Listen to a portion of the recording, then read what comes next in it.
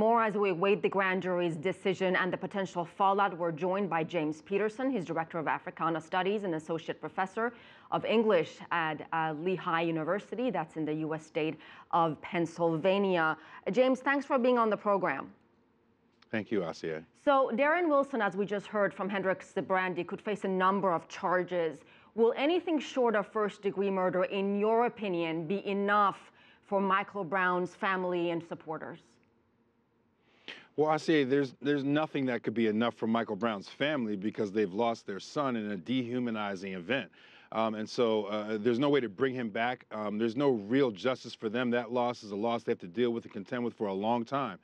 For the community and for the supporters of the family, I think an indictment of any kind at this point, an indictment of any kind would be welcome just so that people can see the evidence put on trial, to have a public and more transparent sort of access to the ways in which the criminal justice system can work here. But that's not what we're hearing, and that's not what's been signaled so far by the call for Governor Nixon to have a state of emergency, by all these preparations and the continuing calls for peace on the part of protesters, which seems strange to me because I think we should be calling for peace on both sides, because when you look at the law enforcement response to those initial protesters, the tear gas, the rubber bullets, the aiming of military assault rifles at unarmed crowds, we really need to be calling for peace on both sides here, and we need law enforcement to conduct themselves in a way that's commensurate with their training and for this particular sort of serious moment that we're engaged in right now. So I get the sense you don't think Darren Wilson is going to face any charges. I hope that I'm wrong. I hope that my sense and my instinct about it is wrong.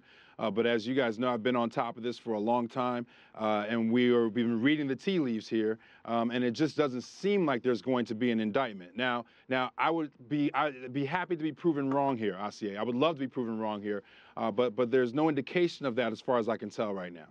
Do you have confidence in the grand jury process in this case? It sounds like you don't.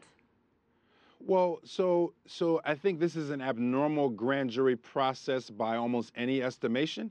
It's been quite long. We've been hearing reports that their communication and their interface with the Mike Brown family has not been as civil and as upfront as maybe it could be.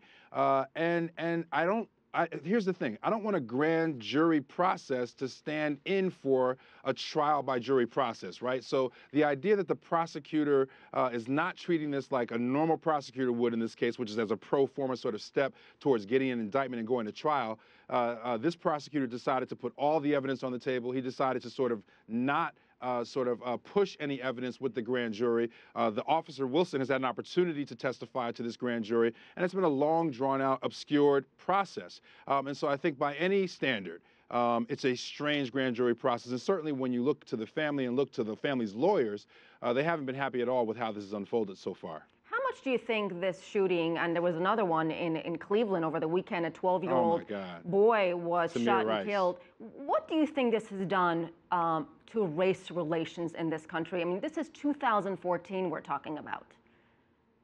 Yeah, I mean, when you put all of these things together, Tamir Rice was the 12-year-old boy who lost his life this weekend in a tragic shooting. You add people like John Crawford, Eric Garner. I mean, there's just a laundry list of these kinds of killings of unarmed people of color in the U.S. right now. And it says a couple of things. One, it says that we need a complete overhaul of how we train police that can take into account the kind of implicit bias that's obviously informing their decisions. They're obviously making biased decisions at, unfortunately, life and death situations. And so we've got to have a radical reordering of how we train police and what their interface has to be with the communities that they're charged with serve and protect. But then when you look at the polling on how this divides out along racial lines, you know, it's pretty clear that black folk are more sensitized to these kinds of unjustified killings, and that sometimes some of our white citizens are not as sensitized to it. So yes, unfortunately, there's a racial divide that's absolutely pronounced in these killings, but also sort of can be borne out across the nation when we look at how people respond to these killings. It seems like so many African Americans have lost their faith and trust in the legal system.